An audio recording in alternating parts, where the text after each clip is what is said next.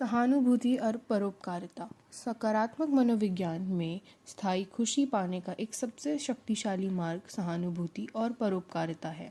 जब हम दूसरों को समझने और उनका समर्थन के लिए खुद से बाहर निकलते हैं तो हम न केवल मानवीय संबंधों को मजबूत करते हैं बल्कि अपनी वेलबींग को भी बढ़ावा देते हैं।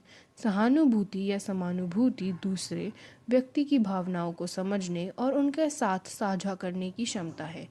इसमें किसी और के अनुभवों को से भावनात्मक रूप से जुड़ना, उनके लिए नहीं बल्कि उनके साथ महसूस करना शामिल है। सहानुभूति दो प्रकार की होती है। संज्ञानात्मक सहानुभूति, दूसरे व्यक्ति के दृष्टिकोण या मानसिक स्थिति को समझना, और भावनात्मक सहानुभूति, दूसरे व्यक्ति के भावनात्मक भावनाओं को महसूस करना। दूसरी ओर परोपकारिता दूसरों की भलाई के लिए निस्वार्थ कंसर्न है। परोपकारी व्यवहार में बदले में कुछ भी पाने की उम्मीद किए बिना, चाहे इसके लिए व्यक्तिगत कीमत ही क्यों ना चुकानी पड़े, दूसरों की मदद करना शामिल है। यह पुरस्कार या मान्यता पाने के लिए बजाय दूसरों की भलाई करने की सच्ची इच्छा से प्रेरित होता है। दोनों एक दूसरे से जुड़े हुए हैं क्योंकि सहानुभूति परोपकार हाइपोथेसिस ये बताता है कि जब हम किसी के प्रति सहानुभूति महसूस करते हैं तो हम व्यक्तिगत लागत या लाभ की परवाह किए बिना उनकी भलाई के लिए वास्तविक कंसर्न के कारण उनकी मदद करने की अधिक संभावना रखते हैं। सहानुभूति और परोपकारिता के मनोविज्ञान समर्थन कई लाभ हैं। इस तेज गतिविधि वाली दुनिया में जहां अक्सर व्यक्तिगत लाभ को प्राथमिकता दी जाती है, वहां सहानुभूति और परोपकारिता भावनात्मक स्वास्थ्य, सामाजिक सद्भाव और व्यक्तिगत संतुष्टि के लिए शक्तिशाली शक्तियां हैं। मनोविज्ञान शोध लगातार इस बात का समर्थन करते हैं कि जो हमें कोई लोग जो सहज रूप से जानते हैं, दूसरों की मदद करना स्थायी खुशी के सबसे सीधे रास्ते में से एक है। उदाहरण के लिए, दूसरों की मदद करने से आपकी अपनी खुशी बढ़ती है।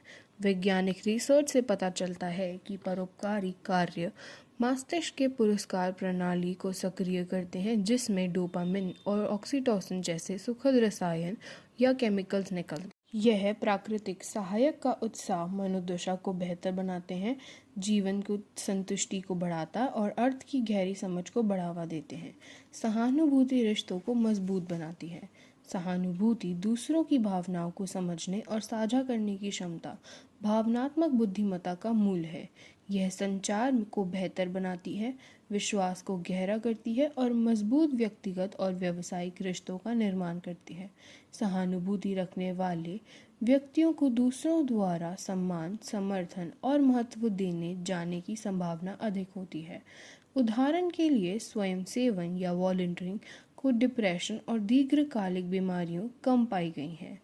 मिशिगन विश्वविद्यालय के एक शोध में पाया गया है कि नियमित स्वयंसेवकों की 5 साल की अवधि में गैर स्वयंसेवकों की तुलना में मृत्यु की संभावना 44% कम होती है। परोपकारिता रिजिलियंस और उद्देश्य का निर्माण करती है। जब हम दूसरों की मदद करते हैं, खासकर व्यक्तिगत कठिनाई के समय, तो हम आंतरिक शक्ति और उद्देश्य की भावना विकसित करते हैं। परोपकारिता हमारा ध्यान हमारी अपनी समस्याओं से हटाकर हमसे भी बड़े किसी चीज़ की ओर मोड़ती है, जिससे लचीलापन और रिजिलियंस और आशावाद का निर्माण होता है। एक समझदार और दयालु आप। सहानुभूति भावनात्मक बुद्धिमत्ता का विकास करती है, जो नेतृत्व, टीम वर्क और व्यक्तिगत विकास में सफलता के लिए महत्वपूर्ण है। परोपकारी व्यवहार धैर्य, विनम्रता और कृतज्ञता जैसे गुणों का पोषण करता है, जो चरित्र और क्षमता दोनों को निखारते हैं। मनोवैज्ञानिक डैनियल गोलमैन के शब्दों में, सहानुभूति कार्य के लिए महत्वपूर्ण सभी सामाजिक दक्षताओं के लिए आधार कौशल का प्रतिनिधित्व करती है। धन्यवाद।